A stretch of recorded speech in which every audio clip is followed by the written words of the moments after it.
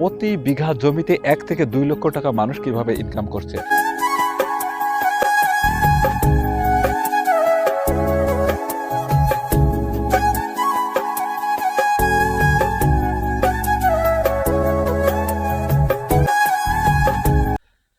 আজকে আমি এই মাঠে ২টা ফসলের কথা বলবো।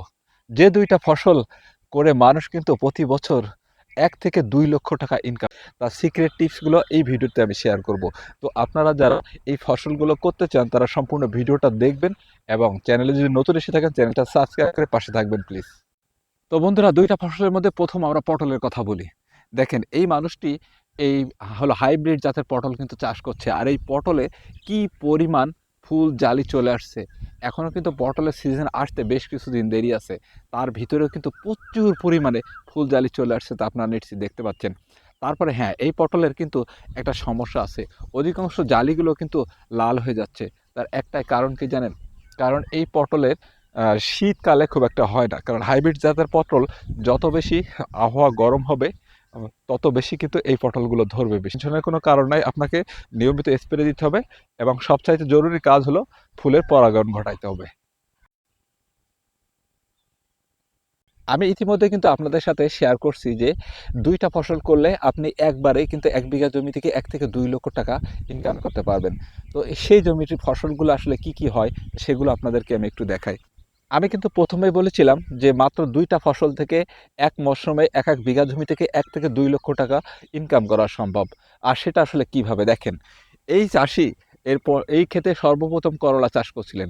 তো করলার সাথে তিনি পটলও লাগিয়েছিলেন। তো পটল গাছ দেখেন মাশাআল্লাহ কি অসাধারণ হয়েছে। আর পটলের সাথে কিন্তু সে কি দিছে, পেঁয়াজ দিছে, আর রসুন দিছে এবং ভাতি পেঁয়াজও দিছে। আর এই সাথে কিন্তু আরও দেখেন অনেকে এই লাইনে পাতাকপি দিছে, ফুলকপি দিয়েছিল, ওলকপি দিয়েছিল, মূলা দিয়েছিল, পালং দিয়েছিল, লাল শাক দিয়েছিল। তাহলে একটা জমিতে বুঝতে পারছেন যে কত প্রকার সবজি এখানে তিনি চাষ করছিলেন। কারণ সেগুলো কিন্তু সব উঠে গেছে। এখন শুধু সামনে থাকবে পেঁয়াজ, রসুন আর পটল।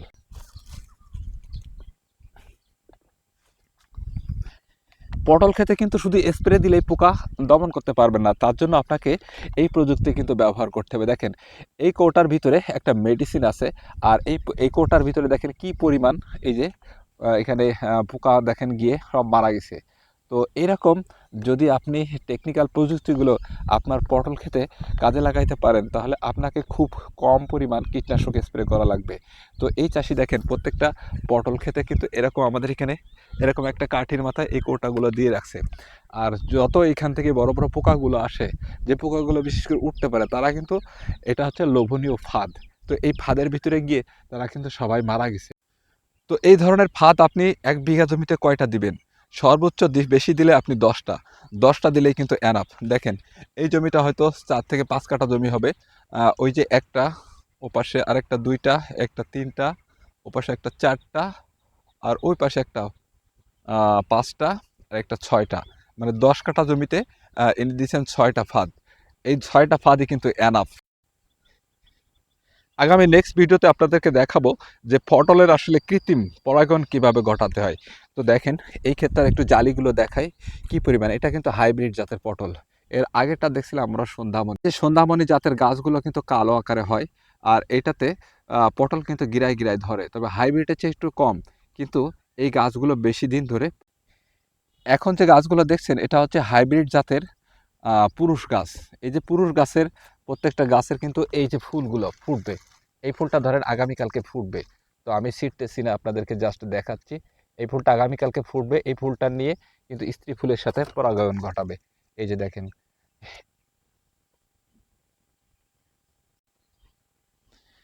আমি কিন্তু আপনাদেরকে আগেই বলেছিলাম যে হলো ১ বিঘা জমি থেকে এক ফসল থেকে কিভাবে ১ থেকে ২ লক্ষ টাকা আপনি ইন্টারেস্ট পাবেন। তো সেটা হচ্ছে দেখছেন যে প্রত্যেকটা পটল ক্ষেতে কিন্তু ভাতি, পেঁয়াজ, রসুন, বাঁধাকপি, ফুলকপি, তারপরে আপনার লাল শাক, পালং শাক, মূলা সবগুলো কিন্তু একসাথে চাষ করে। আপনারা এখন যে ক্ষেতটা দেখছেন এটা হচ্ছে সন্ধ্যামণি জাতের পটল ক্ষেত। তো সন্ধ্যামণি জাতের পটল ক্ষেতে দেখেন কি পরিমাণ প্রত্যেকটা গিরায় গিরায় কিন্তু ৪-৫টা করে পটল ধরে। তার নমুনাগুলো আপনারা একটু দেখেন। এই যে এই জায়গাটা একটু দেখাই। দেখেন কি পরিমাণ এখানে পটলের জালি আসছে। আর এই জালিগুলো কিন্তু হাইব্রিড জাতের মতো এত শুকায় না। তো বন্ধুরা, ইতিমধ্যে কিন্তু আমি আপনাদেরকে প্রথম ফসলের কথা বললাম। এখন আসেন দ্বিতীয় ফসলের কথা বলি। দেখেন, আমি কিন্তু এখন বরই বাগানে দাঁড়িয়ে আছি। তো এটা হচ্ছে আমাদেরই বরই বাগান। তো এই বরই বাগানে দেখেন, ছোট্ট একটা ডালে কি পরিমাণ যে বরই ধরছে। আর এই বরই গাছের বয়স কিন্তু ১ বছর। তো এই ১ বছরের বরই গাছের মনে করেন অধিকাংশ বরই কিন্তু এখন ওঠানো শেষ। তারপরে দেখেন, বরইয়ের চাপে কিন্তু এই ডালগুলা কিভাবে ভেঙে পড়ে গেছে। এই ডালটায় অন্তত ২ থেকে ৩ কেজি বরই আছে। তো ১ বিঘা যদি আপনার বরই থাকে, তাহলে নিম্নতম সেখান থেকে এবছর দাম নাই। তারপরও মানুষ কিন্তু ৳২,০০,০০০ উপরে বিক্রি করছে বরই।